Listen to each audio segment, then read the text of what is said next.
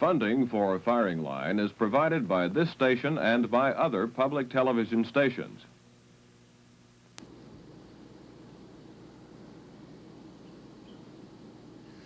We're in Manila, standing in front of a historic building. It is the palace that was occupied by the Spanish viceroys, subsequently by the governors general representing the United States, including William Howard Taft and Douglas MacArthur. During the war, a Philippine president occupied it, subject to the Japanese administration. It is now the home of the President of the Philippines, Ferdinand Marcos, with whom we'll spend the next hour.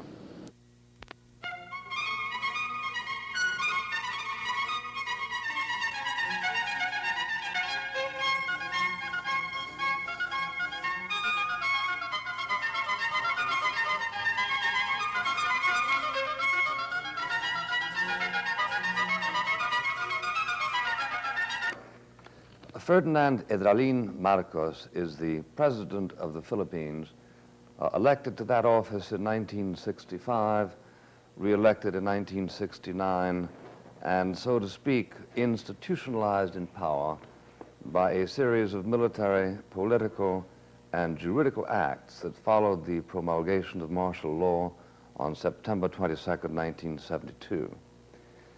Although in recent weeks President Marcos has said that there will be free elections or a referendum perhaps a year from now, there is no surviving constitutional mechanism that requires him to call them. The existing situation, his phrase, is called constitutional authoritarianism. Ferdinand Marcos was born in 1917, and by the time the Japanese invaded the Philippines after Pearl Harbor, he had acquired a reputation as a brilliant young lawyer, first in his class at the university, fluent in several languages. During the occupation, he distinguished himself by successive acts of ingenuity and heroism that brought him more decorations than any other Filipino, including 2 Silver Stars from the U.S. Army and a recommendation for the Congressional Medal of Honor. He survived the Bataan Death March, escaped a Japanese death camp, helped organize the resistance, and ended the war as a colonel in the Philippine Army. He turned to politics and was elected to the House of Representatives and subsequently to the Senate. In 1954, he married his famous wife, the former Imelda Romualdez, who is now governor of Greater Manila, and in the description of Foreign Secretary Carlos Romulo, de facto vice president of the Philippines. He acceded to the presidency when he defeated the incumbent, Diosdado Macapagal, by a heavy margin.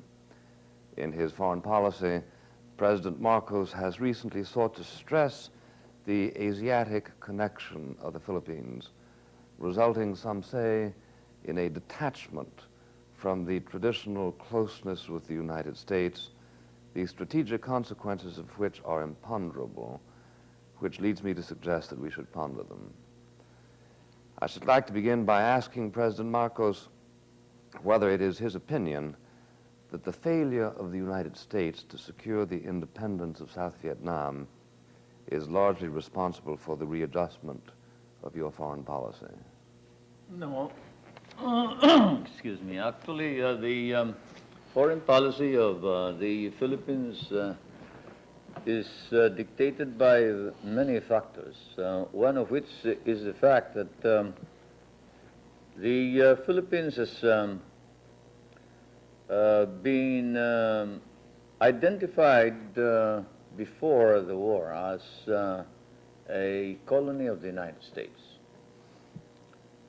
It passed through a Commonwealth period. And having gone through 400 years of Spanish subjugation and conquest, and another 50 years of American occupation, the Philippines had somehow lost its original and indigenous culture. The It became necessary for the Philippines, therefore, in order to reestablish its identity, and for the Filipino, especially the Filipino who was educated in Western ways, to retrace his roots. And retracing his roots, of course, discovered that he was Asian. More than anything else, the alluvium of Western culture was there. And so the Philippines became some kind of a melting pot of many cultures and many races. These varied inflows of not only cultures but also influences established the basis for much of what the Philippines is doing now. Well, is there any sense in which the apparent retreat of the United States after the fiasco in Vietnam catalyzed what you are speaking about? Is there any sense in which it served as a cultural reminder that your natural affiliations lay to the West rather than to the East? Well, yes and no. Security is another thing. The withdrawal of the United States from not only Vietnam, but also Thailand. And now the withdrawal of ground troops in Korea, plus the repeated announcements to the effect that the United States might be compelled to withdraw from the Pacific, of course, required a reassessment of the position of small countries like the Philippines. Remember, the United States has a mutual defense pact, a military assistance pact, and a military bases agreement with the Philippines. These agreements, of course, have been the basis for much of the security decisions made by the Philippines in the past several decades. If the United States, as had been announced by some responsible quarters, was reviewing these agreements with its allies, not only here in the Philippines, but also elsewhere in the world, then it was necessary for us to review our agreements. Well, now, you mentioned to a journalist early this year that to a considerable extent, your future policies would depend on whether President Carter was prepared to guarantee the security of your homeland.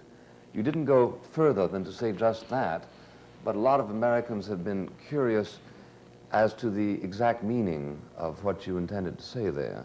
No, actually what I meant was, would the United States comply with its obligation under the Mutual Defense Pact in case we were attacked?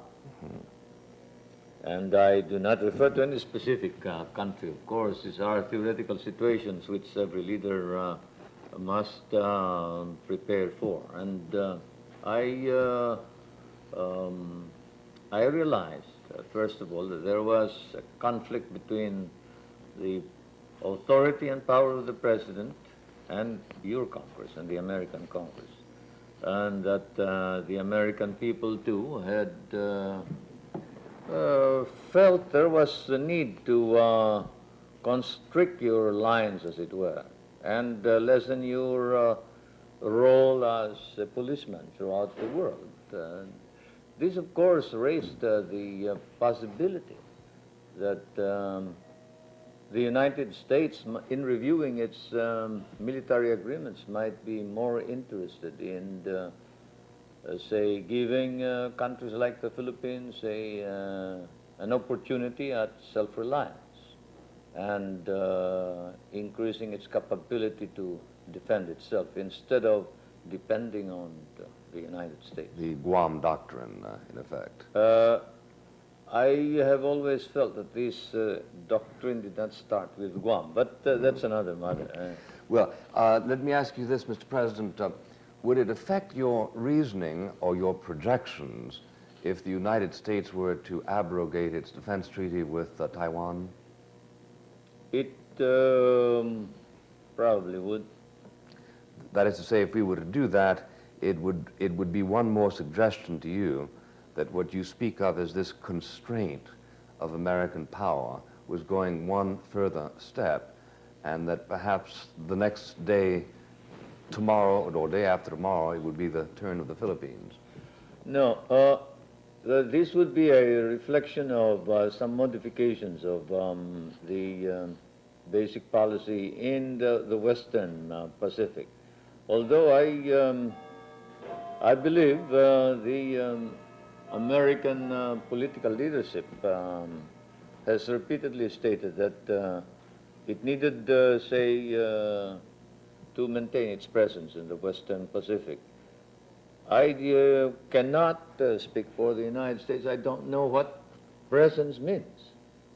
The American Congress and the presidency of the United States would have to define what that presence is.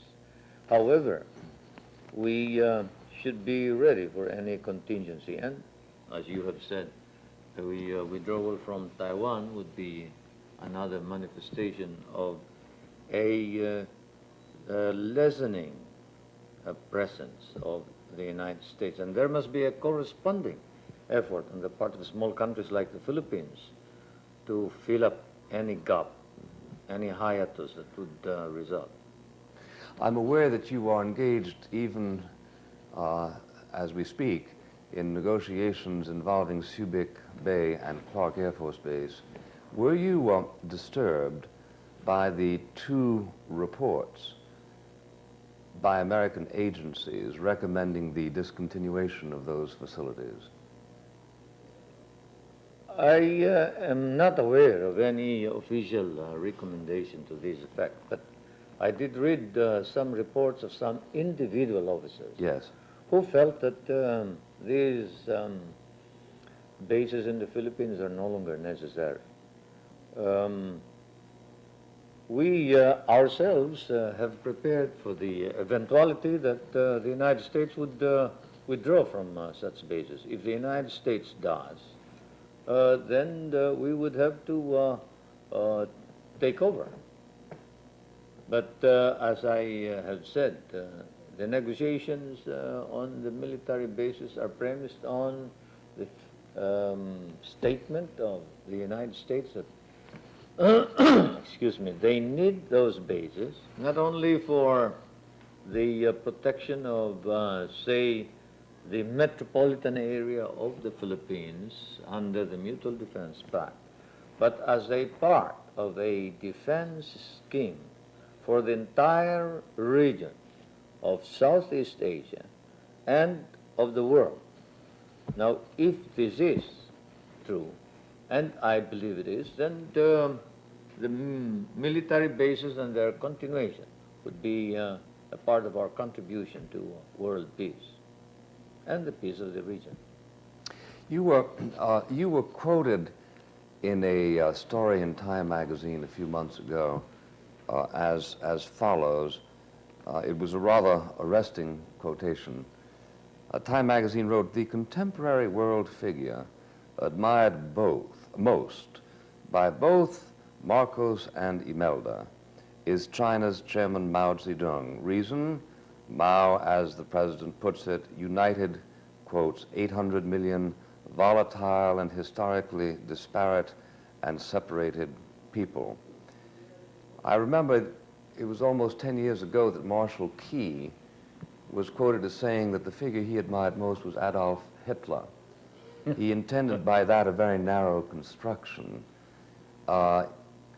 Many Americans are curious whether your alleged admiration for Mao Zedong is an admiration in any sense of his philosophy, of his techniques for staying in power, or is it purely a narrow construction of what he accomplished that commends him to you? The latter. Actually, China will always be a concern of any small country close to the mainland. And every leader in the Southeast Asia studies what happens in China. We all know that China will be the center of almost everything within a decade or two. Right now, it's consolidating. And a leader does disservice to his people if he does not know what's happening in China. Almost everybody admires Chairman Mao Zedong for the accomplishment of what many Chinese leaders have failed at. This is the unification of the Chinese people. A people divided, isolated, degraded, colonized, a people that was marked as a sleeping giant, even by Napoleon, but a people with potentialities. And this is, of course, as I said, an admiration that is limited to the mere achievement of unification of the people.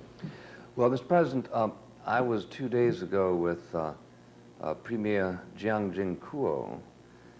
He maintains that he too, for the same reasons, is greatly concerned with what's happening on the mainland. And he believes there are more indices now of a disunification than there have been for years, as witness the instability of the question of the successor to Mao Zedong. He maintains, as do certain other observers, that the signs that China is unified are very superficial. Have you allowed yourself to meditate on that alternative? Well, yes, actually, the first few decades of unification of any people would always be ticklish. China is no exception. They would have problems. And there are critical moments in any nation's life. I'm certain they've passed through many. They may pass through some more. I am not ready to judge exactly how correct the assessments of Premier Jiang Jingkuo may be. But the way I look at it, when I visited China in 1975, the leadership seemed to be in the control. Yes, but most of those leaders are now either executed or out of power. No, well, the gun of war. Oh, dead. Yes, but Deng Xiaoping is still there. That's right. This is his actually third resurrection. Cannot say how deep the symptoms are that are referred to by Premier Jiang Jingkuo. And I would rather not be a judge of it. Of course. Well, let me ask you then let me ask you a philosophical question. In my country, we fought a very bloody war to prevent secession just over 100 years ago. And Abraham Lincoln, in a famous letter to a New York editor, said that he sought to preserve the Union above all things. Is it your judgment that any means are tolerable, including the repression used by Mao Zedong on such a vast scale to bring about the unification of a national abstraction? Yes and no. I myself am of the belief that authority must be utilized by government to attain certain noble objectives, but that authority must be circumscribed. And But Mao's never was. Was it? Mao Zedong's never was circumscribed. Well, I seriously doubt if there was ever any effort to circumscribe his powers.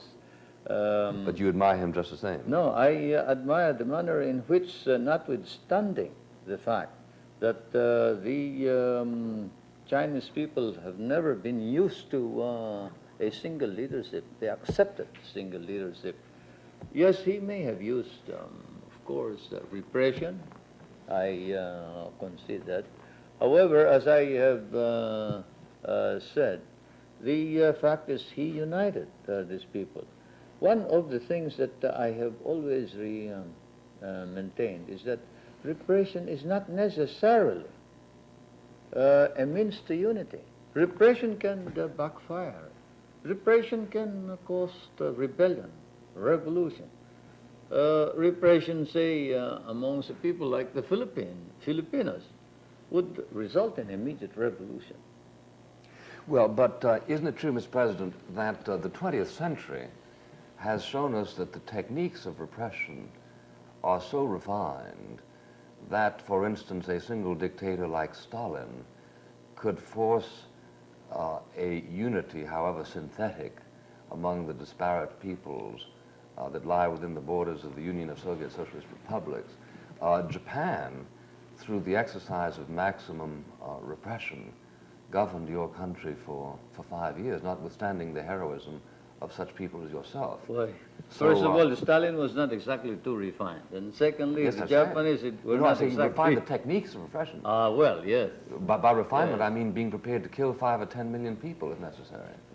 Well, he and some other leaders whom I know, but with respect to the Japanese, you remember that there was an underground here which immobilized about 200 to 300,000 of their men in the Philippines, which probably prevented the occupancy of Australia.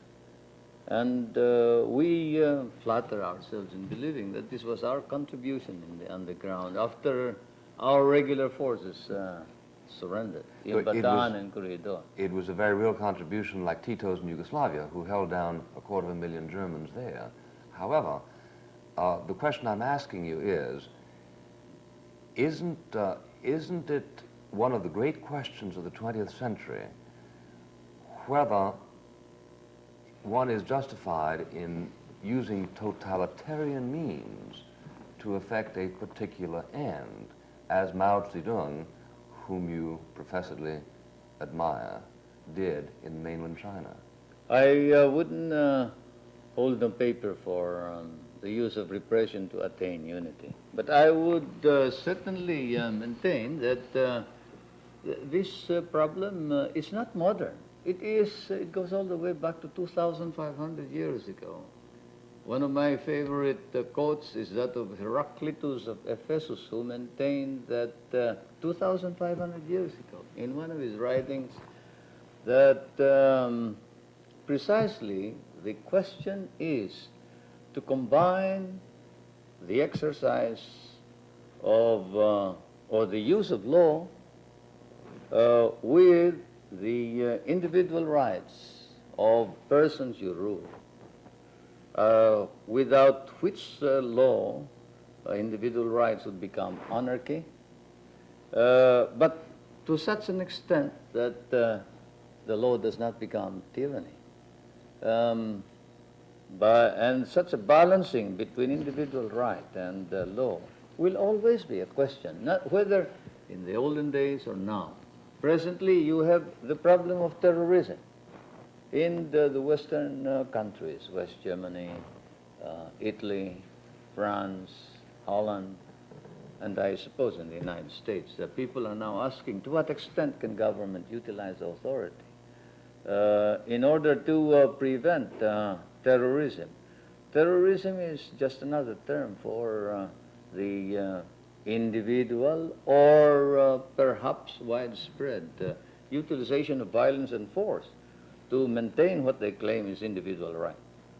In many instances, however, in the developing countries, terrorism, anarchy is just another word for rebellion.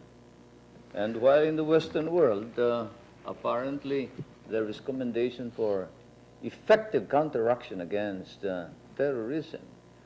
We in the smaller countries that have to confront the insurgency, which actually means daily terrorism, and must institutionalize and routinize effective counteraction by the use of authority, are condemned. This is, of course, something which puzzles many of us. No, well, of course, I understand that, but the dilemma of Heraclitus was hardly discharged with success by Mao Zedong. The millions of people... I don't refer to Mao Zedong. Yeah. Chairman Mao Zedong probably eliminated this dilemma with the statement, power comes out of the barrel of a gun. Yes, but That's not exactly the kind of authority that I'm referring to. No, but you see, when you brought up, when this is Manila time, right? Yes? When you brought up the problem of terrorists, I think you engaged the universal sympathy of mankind, but the kulaks, for instance, who were slaughtered by Stalin, or their equivalents in China, were hardly terrorists. The dissidents in the Soviet Union who are subjected to terror to the tyranny of the current regime are hardly terrorists. You have faced terrorists with the Hooks and now with the Moros, and I think there is universal sympathy with an attempt to control them. But, again I say, Americans are fascinated by the development of your mind. During the past few years, you were known as one of the stoutest defenders of democracy and civil rights in all of Asia. You faced certain problems in the Philippines, and all of a sudden, before long, you were publicly saying that the man you admired most was Mao Zedong. And this, you can understand why this confuses a lot of Americans who began so sympathetically to you and your aims. We adopt the proper perspective for this. I admire Mao Zedong for uniting a volatile, disparate, and historically separated people. Now, those words are exactly what I meant. I admire him for bringing them together, because no matter what anybody says, before all these pogroms, these killings, this elimination of opposition, he attracted the peasantry to his cause. And perhaps later on in the maintenance of his power, he did commit all these excesses, which I do not condone. That is another matter. Well, do you, in the course of cultivating friendly relations with the People's Republic of China and with the Soviet Union, do you modify in any particular your well-known historic positions that both of these powers are expansionary powers who seek to universalize their ideology and who in the past have helped terrorists in your own country?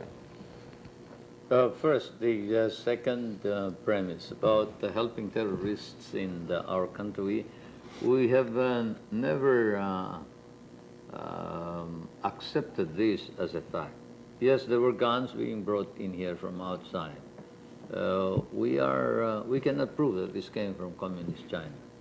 I have the promise of the communist leaders that they won't help the communist movement here. I don't have any reason to distrust their word, because from the time in 1975, when I visited China, to the present, there is no evidence of any support for the communist movement coming from China. I am aware, of course, that the traditional position from arising out of the Cold War was to deny any basis for any rapprochement, any relations with the communist giants, the two communist giants. but not only detente, but also the realities of life. That this thing will pass and naturally we will have to maintain relations with the biggest nation in the world. We cannot ignore this. This is the reality of life. China is as big as life. You cannot close your eyes to it. Well, let me ask you this, Mr. President. Why should the Philippines be immune from intervention by the communist powers on the side of insurgencies? We know they're doing it all over Africa. We know they did it all over Latin America. We know that they are doing it right now in Thailand. We know that they conquered by such means they tried to conquer South Korea. They did conquer South Vietnam. What makes the Philippines sacred? It's not sacred, but we are protected first by the China Sea. Secondly, it would not be profitable for them to come here. As far as I'm concerned, these are the two basic facts of life. What sanctions do you exercise? I beg your pardon? What sanctions do you exercise that they are afraid of? No, I don't think they're afraid of a small country like the Philippines, but it's not worth the trouble. It would cause, first of all, a rupture of our relations. And I don't believe that China considers that more advantageous. I mean, taking the Philippines more advantageous than, say, maintaining present mutual tolerance. Well, then you do believe that they have renounced their ambitions for world revolution and a unified socialist world? They maintain that they have not. I mean, the Communist Party. But I also maintain that the new leadership is pragmatic. Being pragmatic, it might moderate. I say might. I am not certain, I am not sure, nobody is. But by and large, these basic premises and assumptions seem to be accepted by the great majority of thinkers in this part of the world. And do you think that that pragmatism is something that developed in the last few years, as distinguished from those years during which you did not recognize the government of Peking? No, Zhou Enlai was pragmatic. Deng Xiaoping was and is pragmatic. Deng Xiaoping is the symbol of continuity of the Zhou Enlai pragmatism. Tradition. And so I would say that the idea of perpetual revolution of Chairman Mao and his group of political ideologues were previously dominant, but that now perhaps they may not be that dominant anymore. That's what I'm saying. That's it. Mr. President, when you decreed martial law in 1972, you gave as your reasons for doing so the decadence of what you call the old order.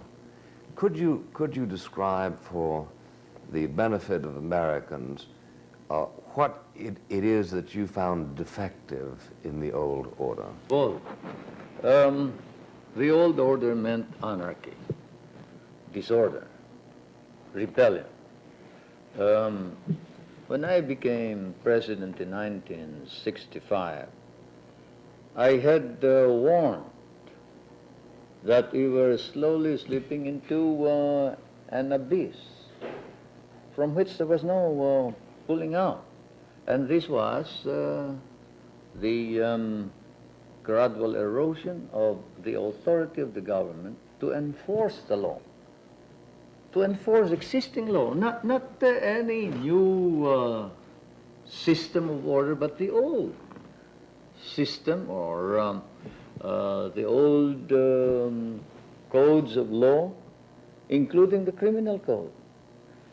Kidnapping was prevalent, so much so that the people never reported kidnapping anymore.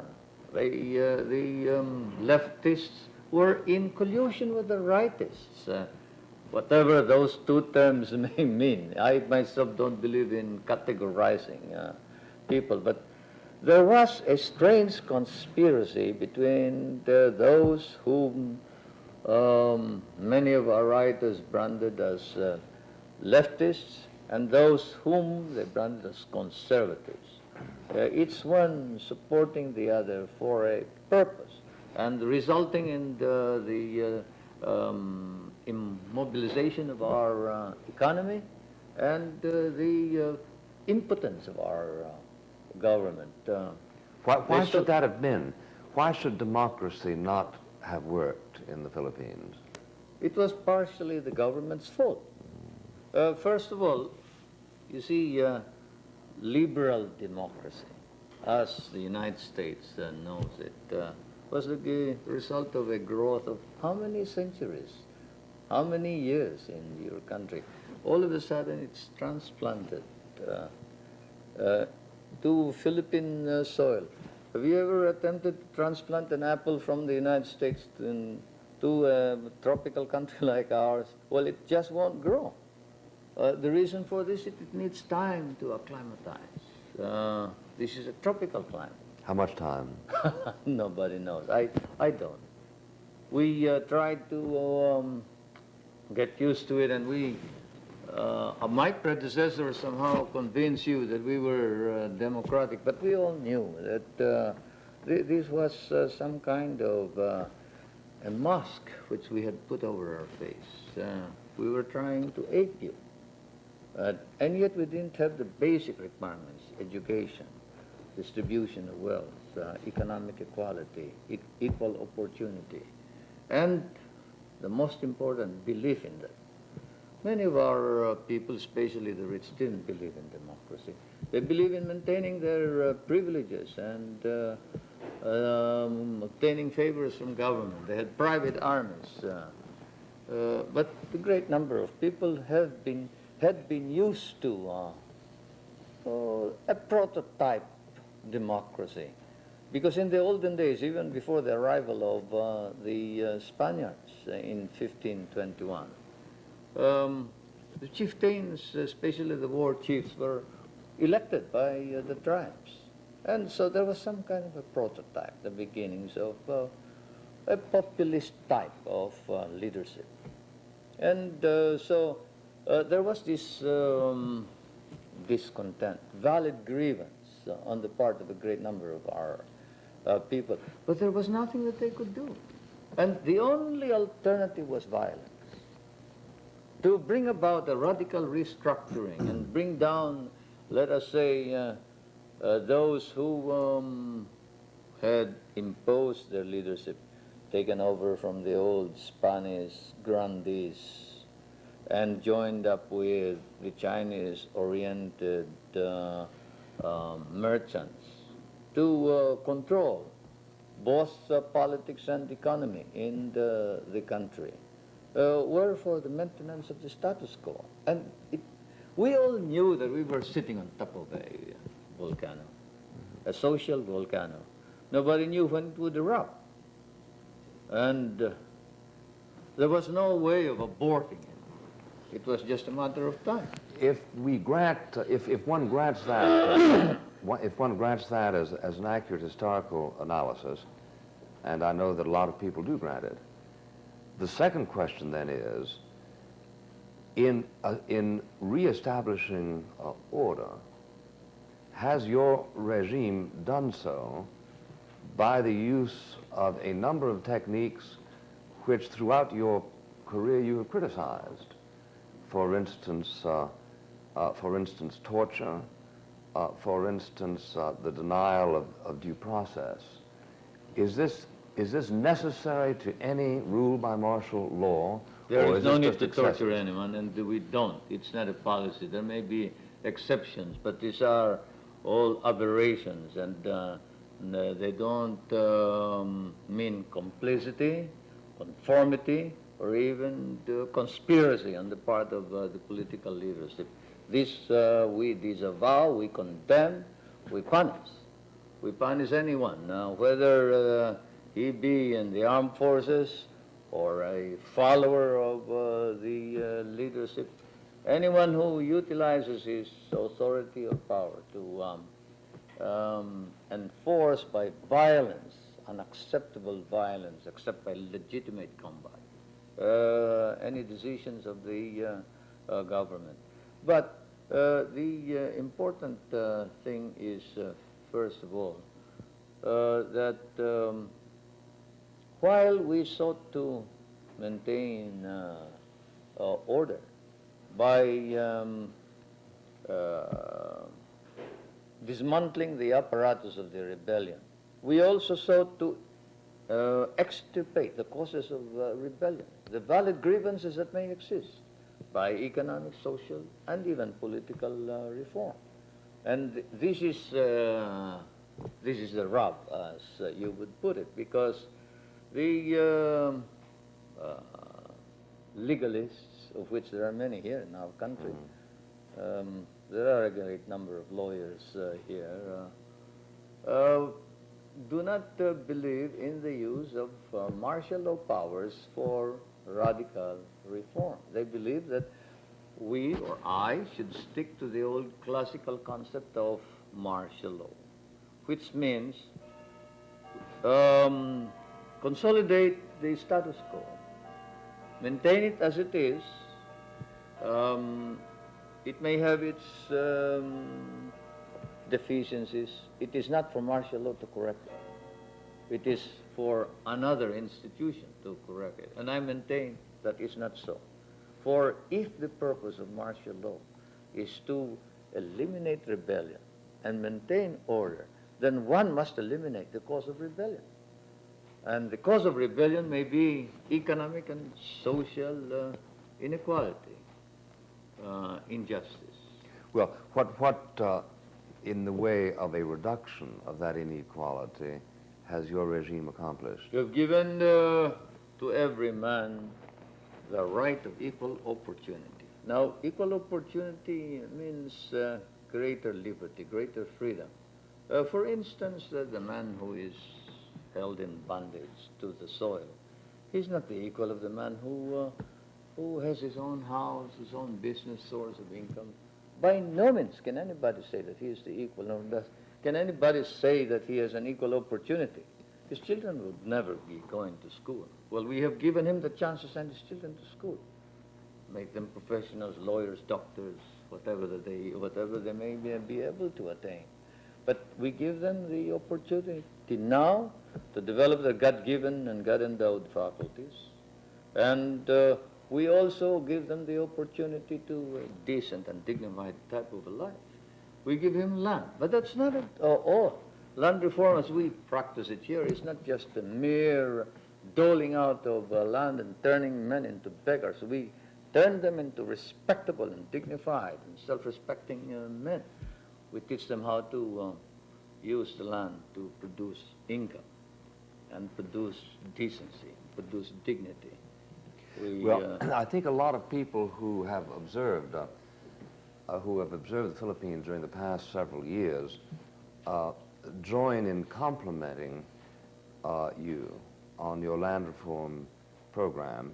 They do not feel that much has been accomplished, if anything, to help the urban poor. I don't know about that. I don't know about that. We have increased the minimum wage from 4 pesos to 13, 15 pesos, granting the erosion of the value of the peso, say even up to 50%. We have trebled and quadrupled the earnings of laborers. Now, how can that be so? At the same time, we have increased employment from 8% down to 4.5%. Those are the figures in unemployment. The enemy of the poor, which is inflation, from 44% down to 7%. Now, how can anybody deny all these facts? Well, the specific charge is that in the last 3 years there has been a net reduction in the real income of the Filipino working in the cities. That's pure stupidity. It is. Of course it is. It's ridiculous. They throw this around without any basis whatsoever. I can imagine people charging me with, say, fascism and the use of authority to perpetuate myself. That I will say may have a reason because I have proclaimed martial law. But there is no reason for anyone to say that the Filipino masses, including the urban poor, have not been given a decent life. We are increasing our expenses for socialized housing, socialized prices for the consumer goods. Our cost of living here is very much lower than any other country in Southeast Asia, including our big neighbors. Now, at the same time, the more important thing is the Filipino, poor or not, now has pride in this country and has the equal opportunity to be anything. Be president if he can. Before you could not become anything else except perhaps remain as a janitor, a laborer, or a tenant. No, now you can aspire for almost anything. Why didn't he have an opportunity before? Because he was held back by those who were in power, including those who controlled the economic wealth of the country. We have increased the income of the lower classes of our people. We are creating a strong middle class. Before I became president, there was no such thing as a middle class. You were either very poor or very rich, no in between. Well, we are creating a middle class now, and a dignified middle class, not the middle class dependent on, say, favors from the government, but a middle class of small businessmen, professionals, and civil servants. Well, in order to advance the program as you describe it, why is it necessary to deny to the press the freedom to criticize? Of course, this is one of those allegations without basis. All we have done is, at the beginning of martial law, we imposed a ban on the publications, because the publications were used by the rebels, by the rebellion. Publications, all media for that matter, was controlled from September up to December of 1972. After that, we lifted everything. Anybody could write any story, and they, the publishers, television owners and networks and producers organized their own media council without the participation of government. Now, the Secretary of Public Information, originally a member of the Media Council, was asked to withdraw by me. And for that matter, the participation of anybody in government was terminated. And we left it to the owners of media, or those who were in media, publishers, producers, to organize themselves and to work out what they thought was necessary for media. To say that we are prohibiting any criticism is ridiculous. There's no such ban. In fact, we are criticized. I am criticized, and I accept it as a part of our growth.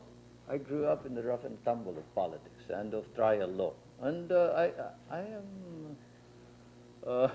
not that sensitive. I know, and I listen to criticism. If the criticism is well-based, I take action. Well, what about the criticism of, using your figures, that there are 1,400 people in jail who have been there in some cases for 3 or 4 years, who have not been brought to trial? No. There were 3,000 who were in jail. I released the 3,000. Then subsequent to this, um, the the incidents in crime increased.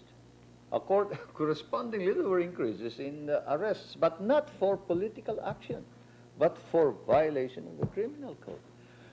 As far as we are concerned, and I would like to maintain this, we have not jailed anyone for political beliefs or for political faith, especially the oppositionists. The oppositionists are still active here in the country. They have questioned my actuations openly. They've gone to court. Every act that I have taken, this referendum that I am calling for the presidency on December 17th, it's now before the Supreme Court. The opposition has raised it to our Supreme Court. If it were true that I am curtailing criticism here, then that would be the first thing to do, stop all of these actions in the Supreme Court, because that has become a harassment. Well, are you saying, Mr. President, that there are not people in jail now who have not been tried, who are there against whom there are no charges? No, I beg your pardon. Against whom there are no charges, formal charges. I have an order which is being complied with to the effect that no one should be arrested unless he commits a crime in the presence of the arresting officer or man, because we have civilian arrest here, traditionally from time immemorial. Unless there is two sworn statements about the commission of a crime. And immediately after arrest, he must go before an inquest officer and bring the accused, the arrested individual. Well, under martial law, would it be a crime to challenge the legitimacy of your government? No. They have gone and done it. They have challenged it. They have challenged it in elections or referenda conducted. Elections for the Batasan Bayan. There is a statement to the effect that there are no elections in the Philippines. That's not quite true. We elected the members of the Legislative Council. And the contests about legitimacy of my government was an issue that was raised in the Supreme Court not just once, but repeatedly. They questioned the proclamation of martial law. They questioned the legitimacy of the entire government. They questioned the constitutionality of my actions, everything, even the expenditure of public funds. These have been raised to the Supreme Court. Would you say that there is, in any sense, a comparable, the crisis of the Third Republic in France and the crisis of your antecedent government? That is to say, when de Gaulle came to power, he came in with a new constitution that allowed him to suspend the legislature. Except that, yes, it is true, except that in my case, the Constitution already provided for martial law authority. Constitution, under the 1935 Constitution, under the 1935 decisions of the Constitutional Convention, provided, in case of invasion, insurrection, rebellion, or imminent danger thereof, and the public safety requires it, the President may suspend the privilege of the writ of habeas corpus or proclaim martial law throughout the Philippines or any part thereof. This existed then, and I employed it. I had utilized first suspension of the privilege of the writ of habeas corpus after I used the armed forces. They were unavailing. And since they were inadequate to meet the crisis, I had to proclaim martial law. I asked Congress to do it, and they said, we don't have the power to proclaim martial law. I asked the courts to intervene, and the court said, we don't have the power. The power is in your hands. You assume the responsibility because you're president. So that was it. Thank you very much, President Ferdinand Marcos of the Philippines.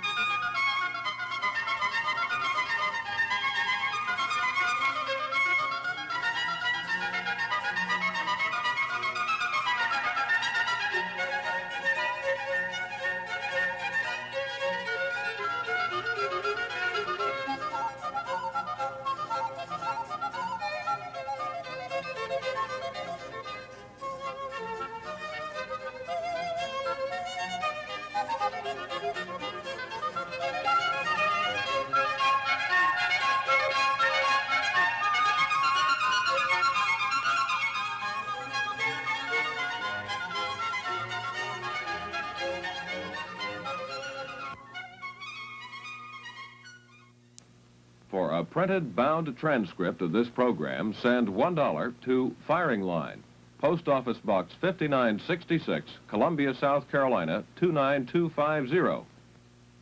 Indicate the subject of the program and please allow 3 weeks for delivery. This program was produced by SECA, which is solely responsible for its content. Funding was provided by this station and by other public television stations.